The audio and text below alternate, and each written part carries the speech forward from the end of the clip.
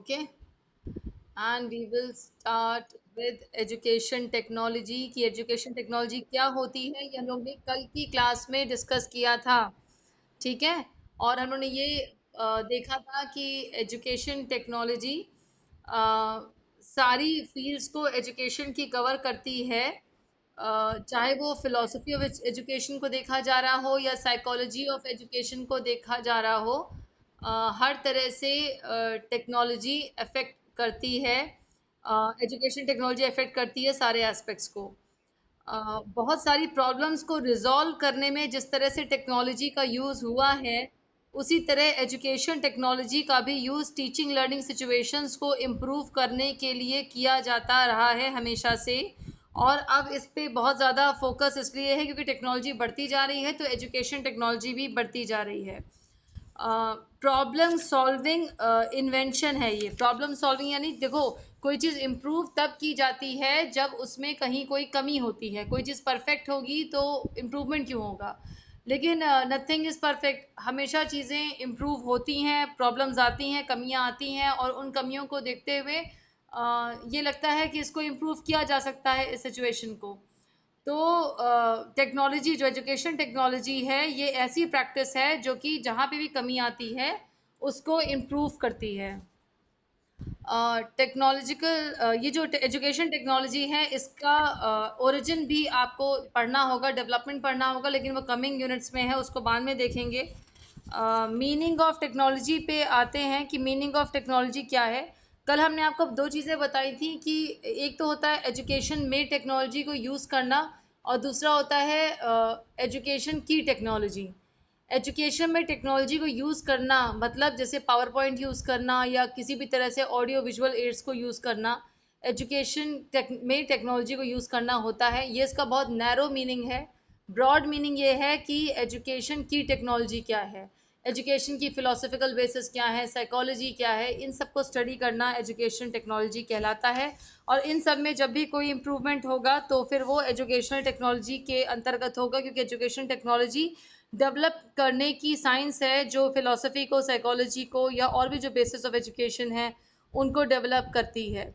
Education technology एक systematic way है, method है, जिसके थ्रू हम डिज़ाइन कर सकते हैं, एजुकेशन सिस्टम को ऑपरेट कर सकते हैं और टेस्ट कर सकते हैं। तीन बेसिक एस्पेक्ट्स हैं एजुकेशन के, आप सब जानते हैं। डिज़ाइन किया जाता है सिस्टम को, इसमें करिकुलम डिज़ाइनिंग से लेके सारी चीज़ें आती हैं, चाहे वो इंफ्रास्ट्रक्चर की हो, चाहे ह्यूमन रिसोर्सेज हों, चाहे नॉन ह्यूमन रिसोर्सेज हों। डिज़ाइनिंग की जाती है, ऑपरेट कैसे किया जाएगा उस टीचिंग लर्निंग प्रोसेस को, और उसका इवैल्यूएशन कैसा होगा, ये तीनों फील्ड्स को कवर करती है education technology. Educational technology application है साइंटिफिक प्रोसेस, जो होता है एक साइंटिफिक प्रोसेस को किस तरह से मैन की लर्निंग कंडीशन में डाला जाए जिससे कि हम इम्प्रूव कर सकें लर्निंग को, इसे हम एजुकेशन टेक्नोलॉजी कहते हैं। आपको बुक्स में और भी बहुत सारी डेफिनेशंस मिल जाएंगी, इंग्लिश, हिंदी, जिसमें भी आप चाहेंगे, जो आपको उचित लगे। हम हमेशा से कहते रहे हैं, आपको कोई भी एक कॉम्प्रिहेंसिव डेफिनेशन जो आपको समझ में ज़्यादा आ रही है, अच्छी लग रही है, उसको आप पढ़ लीजिएगा, वो आप लिख सकते हैं। आपको समझाने के लिए एक डेफिनेशन के थ्रू हम समझाते हैं, लेकिन जो आपको लगता है कोई सिमिलर टाइप की डेफिनेशन आपको और अच्छी मिल जाती है, तो आप उसको डेफिनेटली पढ़ लीजिए और उसको आप आगे लिख सकते हैं, अपने नोट्स में भी और एग्जाम्स में भी लिख सकते हैं। इसके बाद हम आते हैं इसका जो नेचर है एजुकेशन टेक्नोलॉजी का। एजुकेशन के तीन प्रोसेस होते हैं, तीन एस्पेक्ट्स होते हैं। जैसे हर चीज़ के तीन एस्पेक्ट्स होते हैं, कोई भी अगर सिस्टम बनाया जाता है तो एजुकेशन भी एक सिस्टम है जिसके तीन एस्पेक्ट्स हैं। इनपुट है, प्रोसेस है, और आउटपुट है। इनपुट में हम अगर फोकस करेंगे तो जो अगर इनपुट को इम्प्रूव कर लें फोकस करके, जो भी हमें एजुकेशन के प्रोसेस में रखना है, तो डेफिनेटली हमारा जो आउटपुट है वो अच्छा आ जाएगा।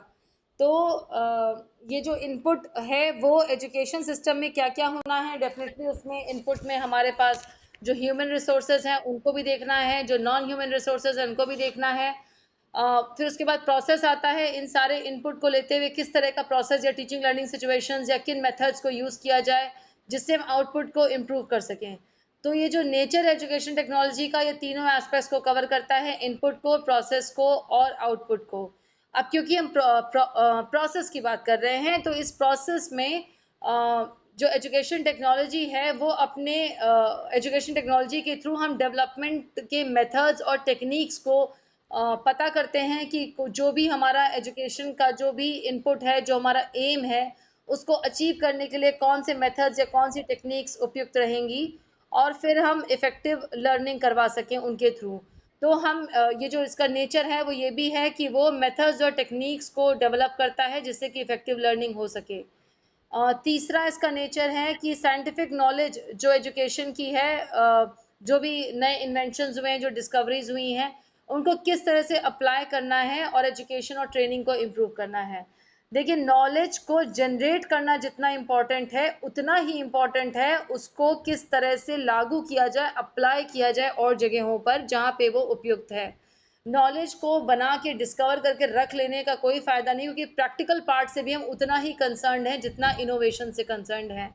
तो कोई भी चीज़ जब डेवलप हुई है, इनोवेट हुई है या बनी है, उसको हमें अप्लाई करना होगा। जो भी सिचुएशंस हमारी, जो भी कंडीशंस हैं हमारी, यहाँ पे एजुकेशन की बात कर रहे हैं, तो एजुकेशन टेक्नोलॉजी एजुकेशन में जो साइंटिफिक नॉलेज है उसको किस तरह से अप्लाई करना है वो समझती है।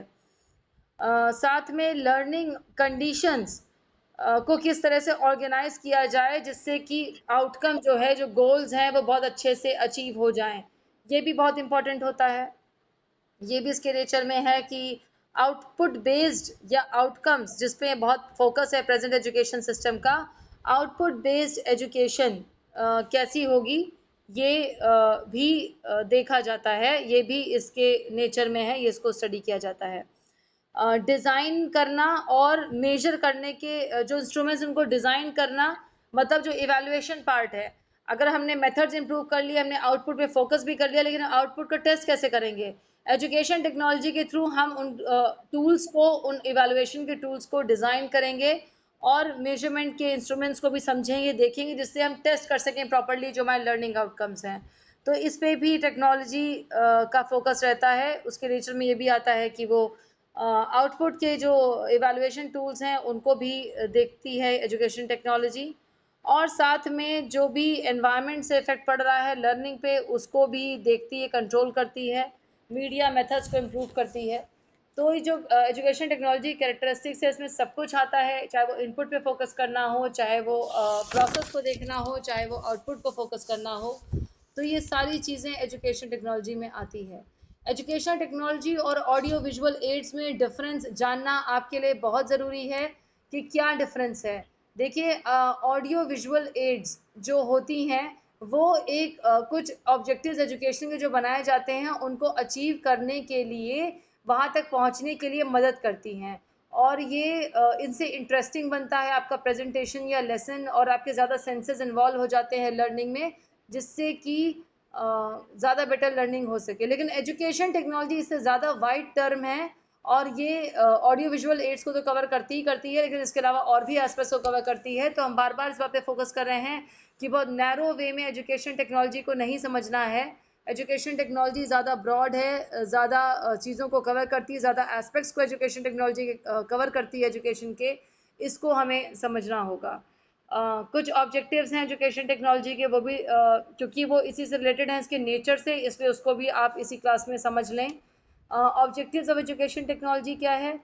गोल्स को डिटरमाइन करना और समझना। जो गोल्स हैं एजुकेशन के गोल्स को समझना और उसको लिखना। हम आपको बताया, आपने लेसन प्लानिंग करी थी तब भी आपने देखा था कि गोल्स को लिखना, एम्स को लिखना बहुत इंपॉर्टेंट होता है। अगर आपने प्रॉपरली एम लिख लिए हैं तो half of the race is complete, half of the race you have won, है ना, आप जीत चुके हैं आधी रेस, अगर आपने लक्ष्य सही से समझ लिए और लिख लिए हैं।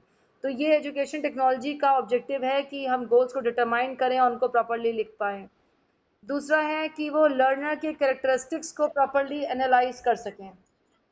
ठीक है, लर्नर की जो कैरेक्टरिस्टिक्स हैं, क्योंकि इनपुट में आता है, इनपुट में किस तरह का लर्नर आपको मिला है, लर्नर का किस तरह का है, उसका जैसे हम लोग चेक करते थे ना प्रीवियस नॉलेज, वही चीज़ यहाँ पर है कि लर्नर को कितनी नॉलेज है, कितनी बेस नॉलेज है, कहाँ से आपको डेवलपमेंट स्टार्ट करना है लर्नर का। तो वो जो कैरेक्टरिस्टिक्स ऑफ लर्नर है उनको एनालाइज करना भी बहुत इंपॉर्टेंट है। साथ में जो कंटेंट है उसको लॉजिकली या साइकोलॉजिकली सीक्वेंस में ऑर्गेनाइज करना, ये भी बहुत इम्पोर्टेंट है कि किस तरह से हम लॉजिकली ऑर्गेनाइज कर सकते हैं कंटेंट को अपने, जिससे कि हम ज़्यादा बेटर लर्निंग करवा सकें। चौथा है इसका ऑब्जेक्टिव कि जो कम्युनिकेशन होना है दोनों वेज में, टीचर और स्टूडेंट के बीच में जो कम्युनिकेशन होना है कंटेंट के माध्यम से, वो किस प्रकार होगा जिससे प्रेजेंटेशन प्रॉपर हो सके, ये भी इसका ऑब्जेक्टिव है। यानी आपने इनपुट भी बना लिया, आपने प्रोसेस भी सोच लिया, लेकिन कम्युनिकेशन जो कि बहुत इंपॉर्टेंट पार्ट है प्रोसेस का, उस पर भी फोकस है। उसके बाद है इवैल्यूएट करना। जब मैंने आपको बताया अभी इसका जो नेचर है इवैल्यूएट करने का, तो जो लर्नर की परफॉर्मेंस है उसको किस तरह से इवैल्यूएट किया जाएगा, कैसे इवैल्यूएशन होगा, ये भी देखना एजुकेशन टेक्नोलॉजी का ही काम है, इसका फंक्शन है। तो ये भी है कि वो परफॉर्मेंस को लर्नर की चेक करता है।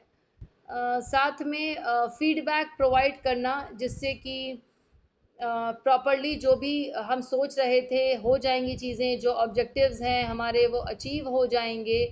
लेकिन वो क्या अगर नहीं हो पाए, हमें टेस्टिंग में पता चलता है कि वो प्रॉपर अचीवमेंट नहीं हुआ इन ऑब्जेक्टिव्स का, तो हम फीडबैक के माध्यम से किस तरह से हम अपने लर्नर्स को कन्वे कर सकेंगे, या फीडबैक हम खुद के लिए भी ले सकेंगे एज अ टीचर कि हमें क्या इम्प्रूव करना है, या लर्नर के पार्ट पे क्या कमियां रह गई हैं उसे क्या इम्प्रूव करनी है, या फिर प्रोसेस में कोई कमी रह गई है उसको इम्प्रूव करना है। तो एज अ टीचर हम फीडबैक लेंगे और लर्नर को भी प्रोवाइड करेंगे, जिससे कि फ्यूचर में जो लर्निंग हो वो और ज़्यादा बेटर हो सके।